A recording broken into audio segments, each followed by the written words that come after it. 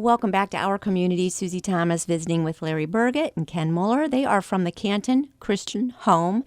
And before we get too far, you've got some wonderful event coming. There's always a cool event happening there, but one we want to get on the calendar. What's happening? November the 4th through November the 16th, we're experiencing, and people have the opportunity to come see the wonderful world of wreath, W-R-E-A-T-H. We've never done this before, but we've had 23 different sponsors bringing in wreath that people can come in and view and then bid on. And it would take place November the 4th through November the 9th from about 9 in the morning till 7 in the afternoon.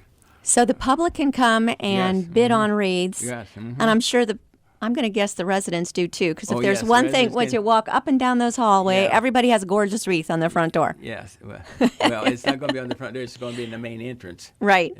Yes. So they'll bid on them. They may bid on them. And then they put them on their own personal doors. Door, Yes. So it's not open for viewing on Sundays, but November the 4th through the 9th, and then the 11th through the 16th.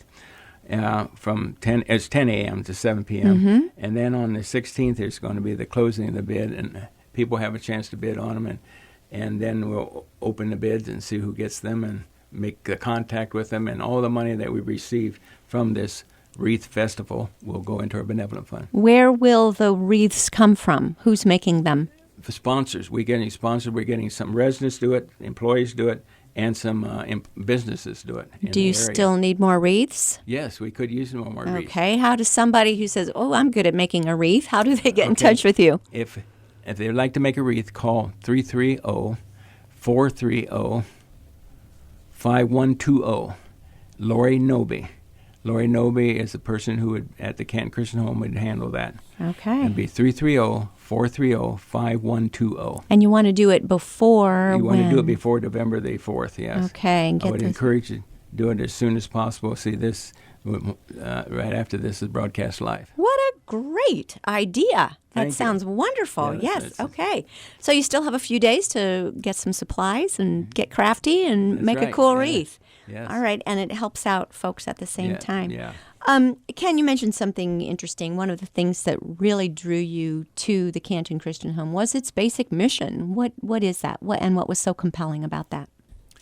Well, the mission, for one thing, it comes straight from the Bible, just the concepts of it. But the mission of Canton Christian Home is to empower seniors to live life fully, continuing to impact their world and enjoy the endless adventure of the Christian life. So it's just beautiful the way it just speaks to me personally, and really I've kind of hung everything on that in the last 2.5 months as I prepare sermons and Bible studies for residents, especially the part about impacting your world, because when you give up your home, the place you've lived for so long, that's a grief that you may go through, and for many of those residents, their world may feel very small, but I remind them that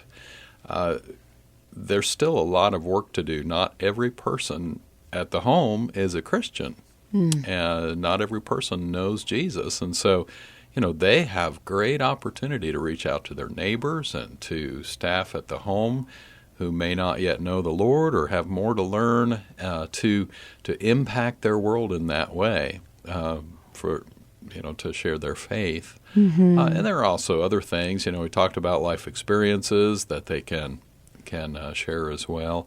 But then also, to enjoy the endless adventure of the Christian life. I love that. It points every one of us toward eternity, which is that's our goal as Christians. And so, but that life begins now. Jesus came to give us abundant life, and so we want them to live life fully, to enjoy that. That's the reason for all the wonderful activities, both on-site and off-site, that are provided, and then to be looking forward to heaven with great excitement and anticipation, and that's the goal for all of us. As baby boomers become the seniors, the fact that baby is still in the name of what they call us and will always be. Does this new group of seniors behave differently than seniors of the past?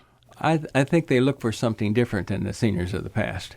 I mean, they want to be active. They want to be involved. They want to be, they're not aging. We call senior adults. Well, where do you start to put the senior on it? Right, exactly. Yeah. I mean, give me the discounts, but other than that. Yeah, right. Yeah, right. Yeah, everything else feels the same. Mm-hmm.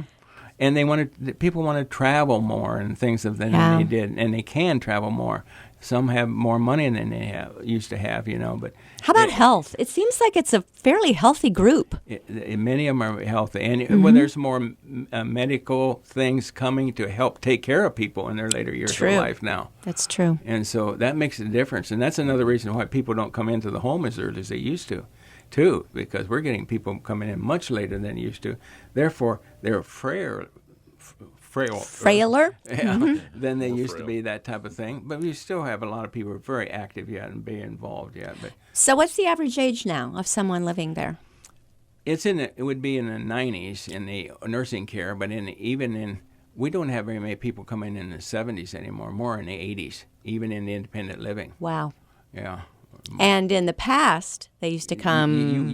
We would have more in the 70s. Mm-hmm. Yeah, right. In the past, when I was there earlier in the years, there was a lot more in the 70s. Mm-hmm. And then we would have people coming from longer distance.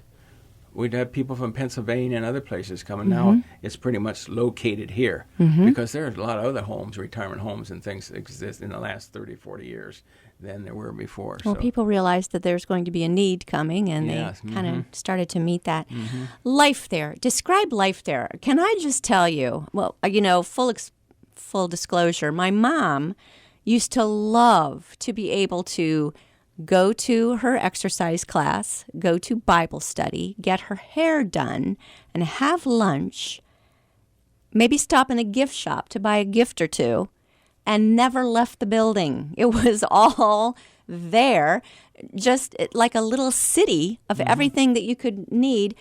And yet there you were with, surrounded by friends, people caring for you.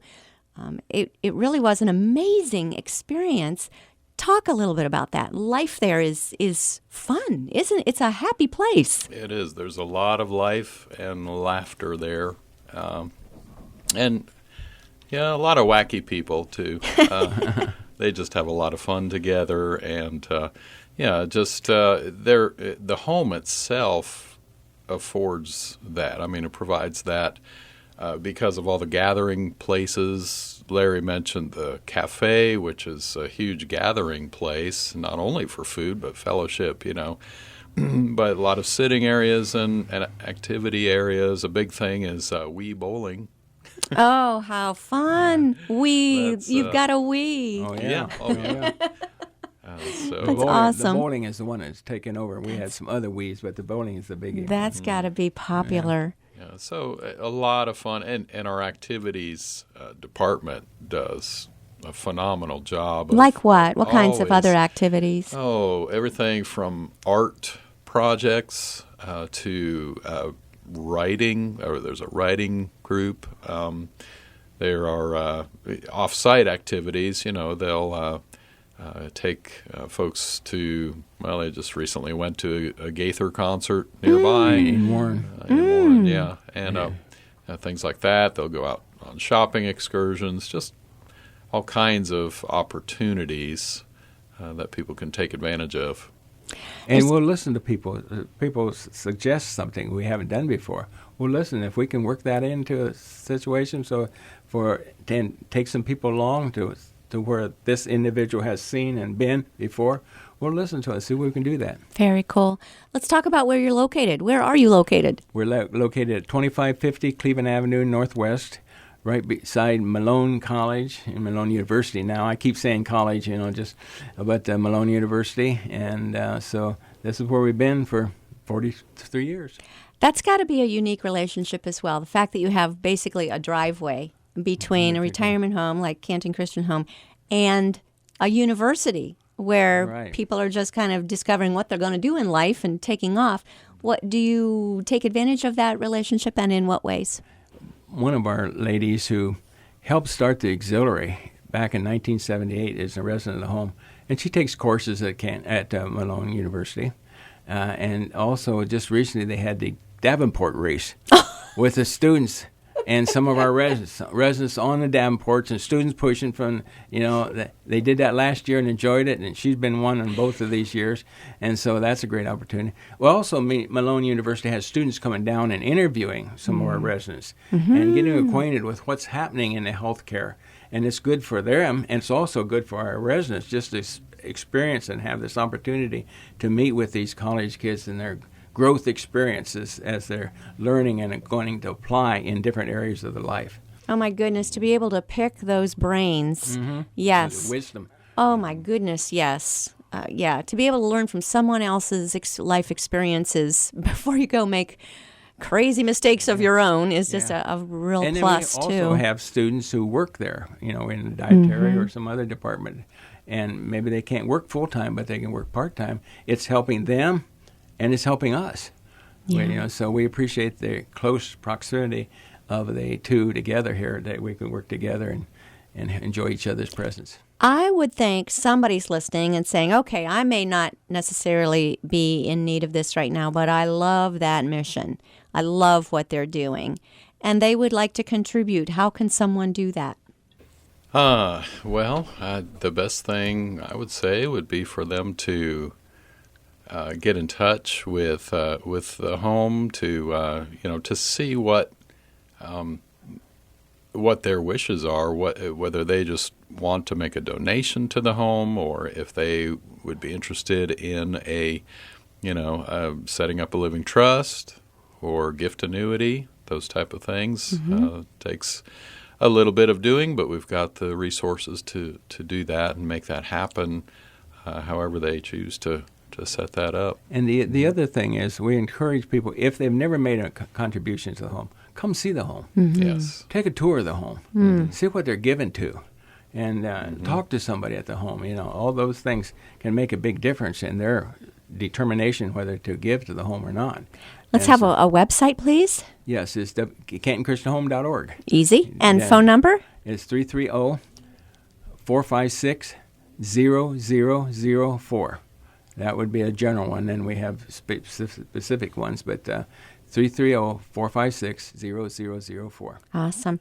And again, a reminder, if you'd like to donate a wreath for this wreath extravaganza or the Winter Wonderland of Wreaths, then you want to call 330-430-5120. Ask for Lori. She'll take care of you.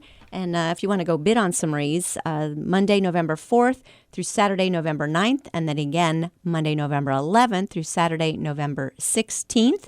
Go take a look at those wreaths and decorate your beautiful homes and help out people at the same time. Okay. Awesome. It's the Canton Christian Home and Larry Burgett. Sorry. That's okay. I knew I would do it. And Ken Muller, thank you so much for joining us in our community. Thank you for having us. Thank you very much.